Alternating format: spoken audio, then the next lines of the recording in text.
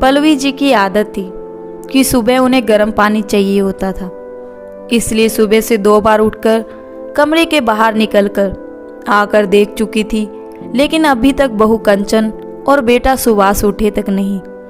जब तक उन लोगों में से कोई एक उठेगा नहीं, तब तक उन्हें गर्म पानी मिलेगा नहीं। बात ये नहीं थी कि पल्लवी जी गर्म पानी कर नहीं सकती थी, बात ये थी कि बहू रात को रसोई का काम खत्म कर रसोई में ताला लगा देती थी। जब तक ताला खुलेगा नहीं, पल्लवी जी को गर्म पानी मिलेगा नहीं। आखिरकार घड़ी में 10 बज गए और पल्लवी जी से रहा नहीं गया, तो उन्होंने हिम्मत करके बेटे के कमरे का दरवाज़ा खटखटाया। 2-3 बार दरवाज़ा खटखटाने के बाद बहू की जगह बेटे ने आकर दरवाज़ा खोला और तमतमाते हुए बोला, क्या है माँ, सुबह सुबह परेशान कर रही हो? बेटा, मुझे गर्म पानी चाहिए था।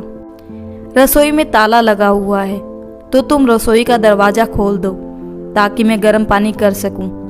एक दिन गर्म पानी के बगैर नहीं रह सकती हो क्या माँ? रोज़ तो कंचन करके ही देती है ना। आज संडे था, इसलिए सोचा था कि थोड़ा आराम से उठेंगे, पर आप भी ना। कहते कहते सुभाष अंदर कमरे में गया और पत्नी को जगाया। कंचन भी तिलमिलाते हुए उठी और चाबी लाकर सास के हाथ में रख दी।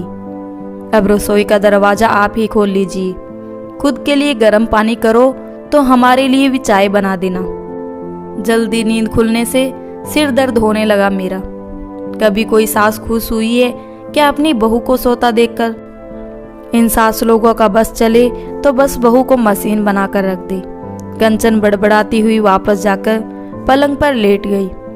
आखिर पल्लवी जी ने जाकर रसोई का दरवाज़ा खोला, खुद के लिए पानी गर्म किया और बेटे बहू के लिए चाय बनाकर उन्हें देकर आई। गर्म पानी लेकर अपने कमरे में आई ही थी कि 4 साल का पोता भानु जाग गया। जागते ही बोला, दादी मेरा दूध। उसे देख पल्लवी जी मुस्कुरा कर बोली, हाँ मेरे बच्चे, अभी लेकर आई। गर्म पानी वहीं रखकर पहले भानु के लिए दूध गर्म करने गई। अभी दूध गर्म कर ही रही थी कि इतने में सुभाष की आवाज़ आई, माँ, ओ माँ, कहाँ हो तुम? क्या आप भी सुबह सुबह संभाल नहीं सकती इसे? पता है ना कंचन के सिर में दर्द हो रहा है। कंचन सही कहती है, सास बहू को सोता देख ही नहीं सकती।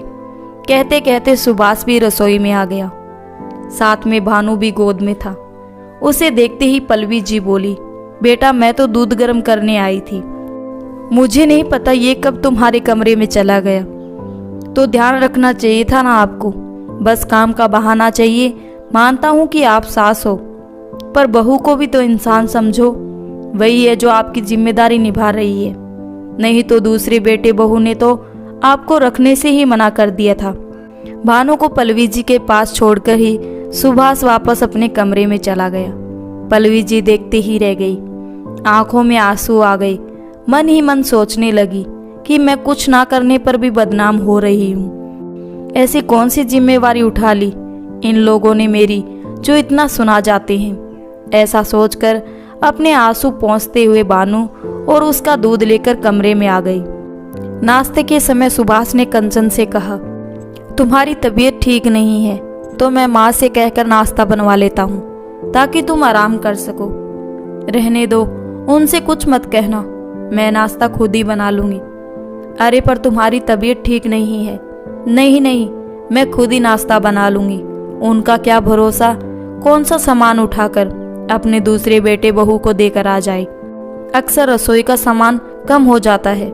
मुझे तो पूरा यकीन है माँ जी ही सामान की हेरा फेरी करती है और अपने उन बेटे बहू को देकर आ जाती है। और जाकर रसोई में नाश्ता तैयार करने लगी। कंचन को रसोई में नाश्ता तैयार करते देखकर सुभाष गुस्से में आकर पल्लवी जी से बोला, देख लो ये सब आपके कारण है।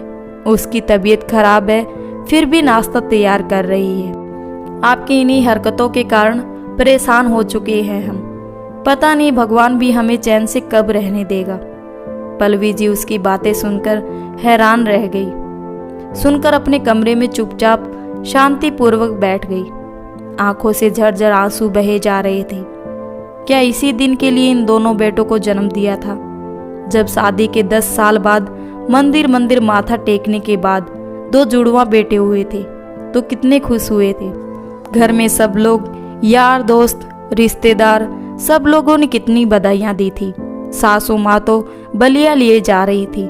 अरे 2 बेटों की माँ बनी है, बुढ़ापे में जाकर राज करेगी राज। कुछ साल बाद जब पति का देहांत हो गया, तब भी पल्लवी जी ने हिम्मत करके अपने दोनों बेटे सुभाष और विक्रम को संभाला। कितनी परेशानी झेलकर भी उन लोगों को पढ़ाया लिखाया, इतना बड़ा किया, दोनों की शादी कराई। पर उसके बाद सब कुछ बदल गया। दोनों बहुओं की आपस में बनी नहीं, इस कारण बेटों में झगड़े होने लगे। आखिरकार दोनों बेटे अलग हो गए। पल्लवी जी के पति ने 2 मंजिल मकान बनवाया था।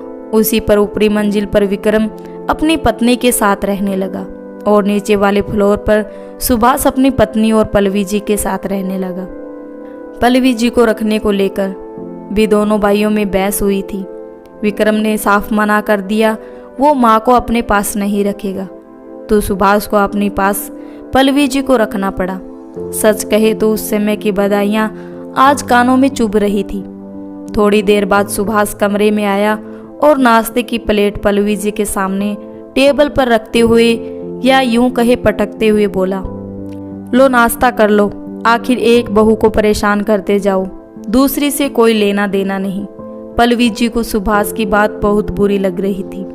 उन्हें ऐसा लग रहा था जैसे नाश्ते की प्लेट उन्हें चिढ़ा रही है। ऐसा खाना भी किस काम का जो तिरस्कार करके दिया जाए। आखिर पल्लवी जी ने उस नाश्ते की प्लेट को हाथ भी नहीं लगाया। आखिरकार पल्लवी जी ने काफी सोचा और सोच समझकर वो एक निर्णय पर पहुंची। शाम को विक्रम अपनी पत्नी के साथ बाहर कहीं घूमने जा रहा था और सुभाष कंचन भी बाहर खड़े हुए थे कि तभी एक प्रॉपर्टी ब्रोकर उनके घर पर आया। उसे देखकर चारों बेटे बहू हैरान रह गए। उसने आते ही पूछा, क्या मैं पल्लवी जी से मिल सकता हूँ? आपको पल्लवी जी से क्या काम है, हमें बताइए, हम उनके बेटे हैं। सुभाष ने कहा, जी मुझे पल्लवी जी ने फोन करके बुलाया है। सब एक दूसरे को हैरानी से देखने लगे। इतने में पल्लवी जी अंदर से आई। क्या आप ही पल्लवी जी है? जी मैं ही पल्लवी हूँ। आप? जी आपने सुबह फोन किया था मकान को बेचने की बात करने के लिए। अरे हाँ, मैंने ही आपको फोन किया था। इससे पहले पल्लवी जी आगे कुछ कहती, सुभाष बोला, कौन सा मकान बेच रही हो आप? हमसे पूछे बगैर आप ये निर्णय कैसे ले सकते हो? माँ मकान बेच दोगी तो हम कहाँ जाएंगे? विक्रम ने कहा। कभी मेरे बारे में सोचा था कि मैं कहाँ रहूंगी, कैसे रहूंगी? सुनाने में तुम लोग मुझे कोई कसर नहीं छोड़ते हो। मकान तो मेरे पति का बनाया हुआ है, मेरे नाम पर है, फिर किस हक से मकान में हिस्सा मांग रहे हो? पर माँ जी समस्या क्या है? मकान बेच दोगी तो आप उन पैसों का करोगी क्या? कंचन ने कहा। सोच रही हूँ कि वापस गांव चली जाऊं, जहाँ से जिंदगी की शुरुआत हुई, वहीं जाकर अपनी जिंदगी की अंतिम दिन देखूं। इसलिए मैं मकान बेचकर गांव में ही जमीन खरीद रही हूँ और वहीं रहूंगी। फिर हम लोगों का क्या? छोटी बहू ने कहा। मुझे नहीं पता, तुम लोगों के हाथ पैर चलते हैं और उससे भी तेज जुबान चलती है। अपने आप कमाओ और अपनी प्रॉपर्टी बनाओ, बाकी मुझे नहीं पता।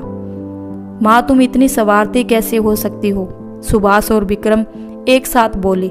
जो भाई एक दूसरे की शक्ल देखना पसंद नहीं करते थे, आज एक साथ हो गए थे।